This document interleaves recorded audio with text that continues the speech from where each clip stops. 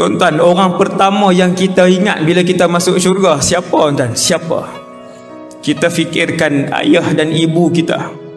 Yang kedua, isteri dan anak-anak kita, ahli keluarga kita.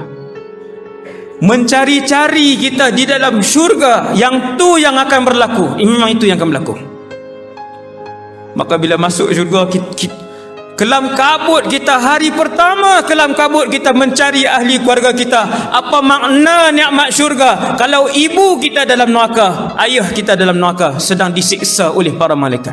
Apa makna syurga? Tergamakkah kita suap satu suapan nasi yang sedap di dalam syurga, mak kita sedang dibakar? Kita tak suap, tuan-tuan, kita akan termenung. Wahai orang-orang yang beriman, pelihara diri kamu, wa ahlikum, dan ahli keluarga kamu, daripada api neraka Allah.